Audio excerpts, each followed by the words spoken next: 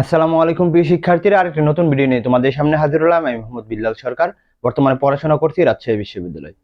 তো আজকে কিন্তু আমি বেসিক্যালি কথা হলো এইচএসসি 24, 25 এবং 26 বেচ নিয়ে, যারা এইচএসসির শুরু থেকেই যারা কিভাবে এডমিশনের প্রিপারেশনটা নেবে, অর্থাৎ এইচএসসির সাথে এডমিশনের প্রিপারেশনটা কিভাবে কম্বাইন করে নেবে সেই বিষয়ে কিন্তু কথা বলার চেষ্টা করব।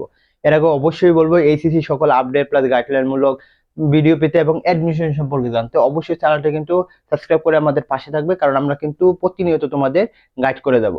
তো আজকের আমাদের টপিকটা হচ্ছে এইচএসসি প্লাস অ্যাডমিশন, অর্থাৎ তোমরা কিভাবে এই দুইটাকে মানে একসাথে ব্যালেন্স করে তোমরা প্রিপারেশনটা নিতে পারো, অর্থাৎ যাতে তোমাকে এইচএসসির সময় তোমার অ্যাডমিশনের 60 থেকে 70% যে প্রিপারেশনটা সেটা শেষ হয়ে যাবে। আসলে কি এইচএসসির মধ্যে থেকে কি 60 থেকে 70% প্রিপারেশন মানে শেষ করা আদৌ কি সম্ভব? আমি বলবো অবশ্যই সম্ভব, কারণ আমরাও কিন্তু এইভাবে প্রিপারেশন নিয়েছি। তো কিভাবে কি করবে সেটা যদি তোমাদের দেখাই, তোমার একটা উদাহরণ দিই, সেটা হচ্ছে তুমি যদি মানবিকের হও, তো যদি লিখে দেখাই মানবিকের হও, দেখবে তোমাকে এখানে কয়েকটি 3টা সাবজেক্টের উপর পরীক্ষা দিতে হবে বেসিক্যালি, অর্থাৎ অ্যাডমিশনের সময়। দেখবে কি বাংলা, ইংলিশ আর জিকে, বাংলা ইংলিশ এবং জিকে। এই বাংলা ইংলিশ জিকের সাথে যদি তুমি সায়েন্সের হও, সেখানে দেখবে তোমাকে কিছু বিষয় অবশ্যই করতে হবে, কেমিস্ট্রি, বায়োলজি, ফিজিক্স আর ম্যাথ, তাই না? সরি, ফিজিক্স আর ম্যাথ। তুমি যদি দেখো যে এডমিশনের প্রশ্নগুলো যদি তুমি দেখো, তাহলে প্রথম যেটা করতে হবে, অবশ্যই তোমাকে এডমিশনের প্রশ্নগুলো দেখতে হবে, অর্থাৎ প্রশ্ন ব্যাংকটা দেখতে হবে। সেটা ঢাকা বিশ্ববিদ্যালয় হতে পারে, সেটা বুয়েট, রুয়েট, সুয়েট, রাজশাহী বিশ্ববিদ্যালয়, যে কোনো বিশ্ববিদ্যালয় হতে পারে। তো তোমার প্রথম যেটা করতে হবে, তখন দেখবে যখন প্রশ্ন ব্যাংকটা দেখবে, তুমি তখন অনেক নলেজ পাবে এবং তুমি বুঝতে পারবে যে আসলে কোশ্চেন গুলো কোন থেকে আসে। তোমার কোশ্চেন ব্যাংক দেখতে হবে না। তোমাকে কিছু বলি, দেখো এই বাংলার মধ্যে মানবিক থেকে যদি গুচ্ছের কথা বলি, তাহলে দেখবে 35টা কোশ্চেন আসে। কত? 35টা কোশ্চেন আসে। এবং এটা কোথা থেকে আসে?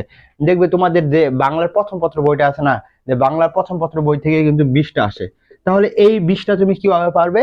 যখন তুমি এডমিশনের আগে যখন এইচএসসির মধ্যে থাকবে, তখন তোমার যেটা করতে হবে, তোমাকে এটা কি ডিপলি পড়তে হবে, ডিপলি পড়তে হবে। যদি তুমি ডিপলি পড়তে পারো, তাহলে কিন্তু তোমার এখানে কভার হয়ে যাবে।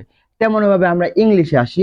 ইংলিশের মধ্যে যেগুলো টপিক গুলো রয়েছে, অর্থাৎ সেটা হতে পারে মডিফাই হতে পারে, সেটা হতে পারে রাইট ফর্ম ভার্ব হতে পারে, ন্যারেশন হতে পারে, যে কোনো যে টপিক গুলো রয়েছে এই তোমাদের এইচএসসির মধ্যে, এখান থেকে দেখবে তোমাদের প্রশ্ন আসবে কত? 80%। এর সাথে ভোকাবুলারি পার্ট, অনেক জনে বলে ভাই ভোকাবুলারি পার্ট তো আসবে না, তোমাদের কি সিনোনিম অ্যান্টোনিম আছে না? তো সেগুলো থেকে দেখবে আরো 2টা থেকে 3টা করে কোশ্চেন আসবে। তো যখন তুমি এগুলো মানে ডিপলি পড়বে, দেখবে তোমাদের এগুলো কভার হয়ে যাবে। আর আরেকটি কাজ করতে পারো, এটার সাথে তোমরা এডমিশনের বই থেকে তোমরা বাংলা পড়তে পারো, ইংলিশ পড়তে পারো, জিকে পড়তে পারো। তাতে কি হবে, দেখো এডমিশনের যে এমসিকিউ আসবে প্লাস এইচএসসির এমসিকিউ আসবে, সেটা কভার হয়ে যাবে। যখন তুমি এডমিশনের এমসিকিউ গুলো শেষ করে দেবে, দেখবে তোমার এইচএসসির এমসিকিউ পানি ভাত লাগবে। তেমনই ভাবে যদি সায়েন্সের কথা বলি, কেমিস্ট্রি, বায়োলজি, ম্যাথ, ফিজিক্স, এগুলো যদি কথা বলি, মানবিক থেকে এগুলোর মধ্যে আরো বেশি সহজ।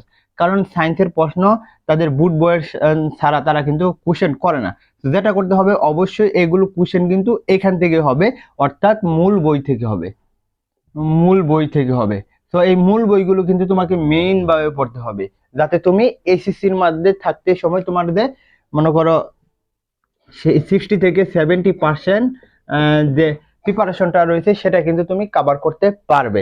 আশা করি তোমরা বুঝতে পারছো। অবশ্যই বলবো চ্যানেলটা সাবস্ক্রাইব করে আমাদের পাশে থাকো, আর তোমাদের যত প্রশ্ন রয়েছে কমেন্ট বক্সে, ফেসবুক পেজের লিংক, এই বলে আমি শেষ করছি। আসসালামু আলাইকুম।